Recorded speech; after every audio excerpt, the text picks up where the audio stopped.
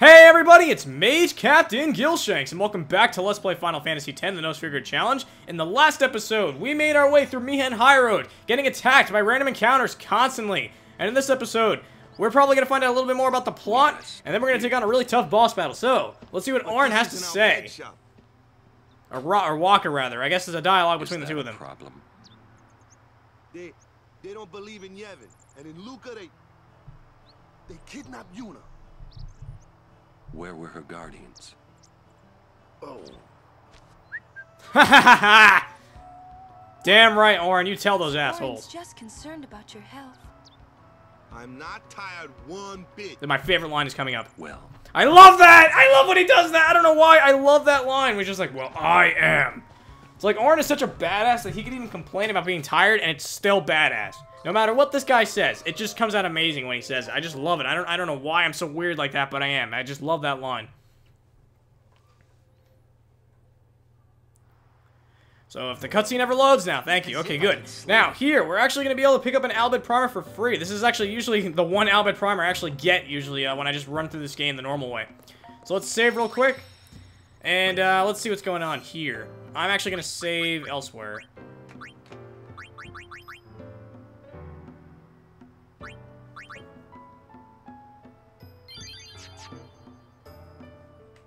Alright, now if I come through here... no, never mind. I guess he doesn't show up yet. Okay, the guy I'm thinking of will probably just show up later. Not a big deal.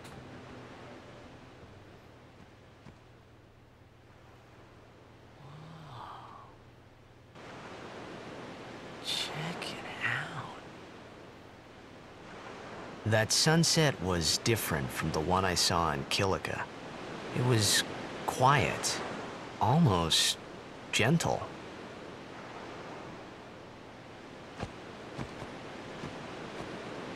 What you up to?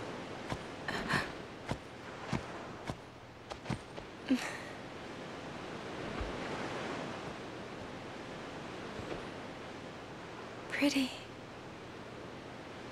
Sure is. I wish I could live in a place like this. Peaceful. Living with a smile on my face every day. You can, once you beat Sin, right? But then, a new Sin will be born anyway. Well, then you can just beat it again. I wish I could. Hey, you can. Trust me. You are the best summoner out there. Yuna, why does Sin always come back? Sin is our punishment for our vanity. And it will not go away until we've atoned. How do we do that? What did we do that was so bad in the first place? Ah, was it using lots of Machina or something? Oh, wait, was that such a bad thing, really? It's funny. Ever since I was young, I never questioned it. But now that you ask me if it is that bad or not, I don't know. There are so many things I don't know. Well, then we're the same. Oh, such thinking is very unbecoming of a summoner. Sound like Micah?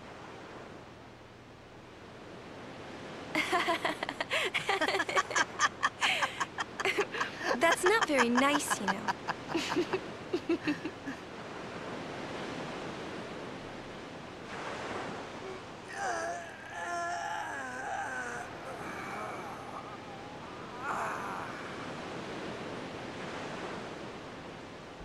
You know,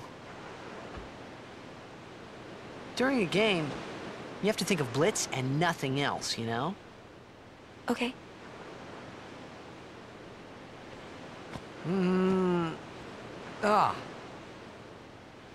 You can't think, that's a cute girl in the fifth seat from the right. And you can't be thinking about where you're gonna go on that date, because the minute you do, that's when you lose. You see, Yuna, what I mean is, you really shouldn't worry, you know? After we beat Sin, that's when you can worry about the future. I guess.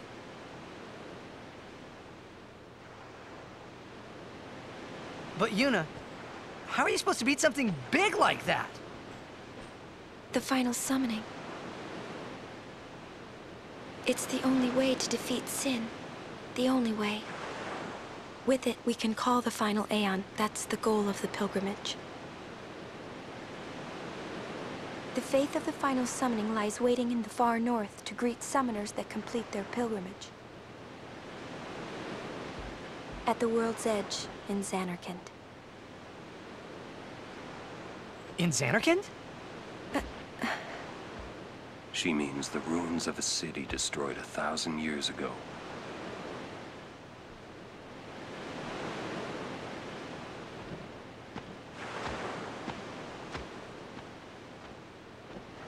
You sure it's ruins? That's what I've heard. You'll see it for yourself soon enough. Yuna, come back inside.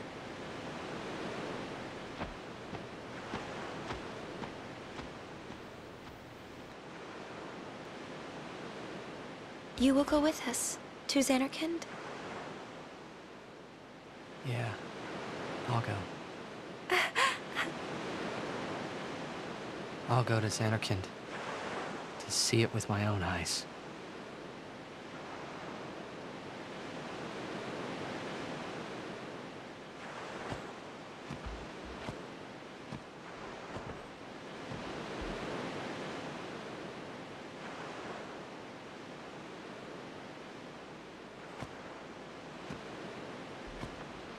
I knew it couldn't be my Xanarkand, but I had to make sure.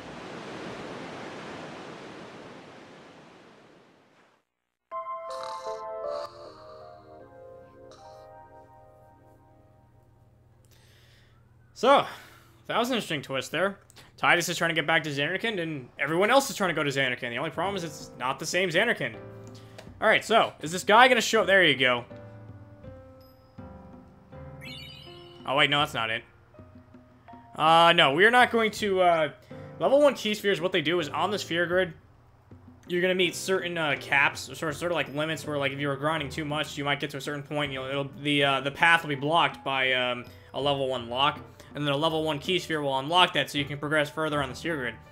Strangely enough, this actually does have a purpose for us, at least the sphere itself. We're not gonna be using it for that. But this item can actually be used in battle in certain ways that's actually going to make it, you know, very useful for us, especially in boss battles. So we're going to go over that, you know, all in due time. Meantime, though, there is an Albed Primer to pick up. I'm wondering if I'm ever going to get the damn thing. There you go. Here it is.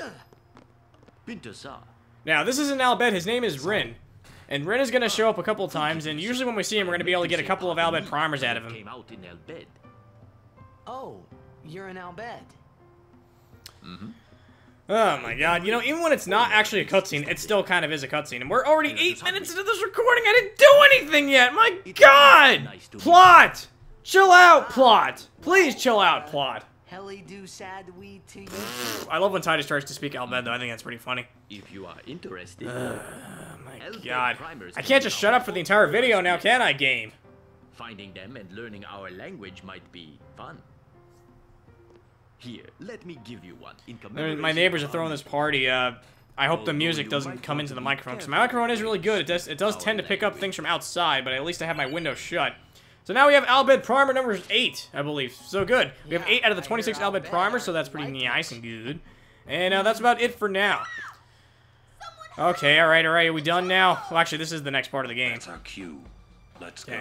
So the Chocobo Eater is coming to invade and basically hurt the Chocobos, and this is the part that Tidus was talking about in the previous video, where he's like, let's go after the Chocobo Eater, and Auron's like, no. And Tidus is like, yes, let's do it, it's the right thing to do, and Auron's like, no, I don't want to do it, leave me alone. Damn it, Nappa. Okay, so first things first.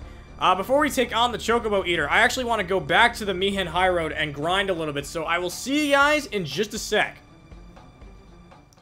Okay, we are back, and of course it's been, you know, a whopping 2 seconds for you guys. It's actually been an entire day for me, so welcome back.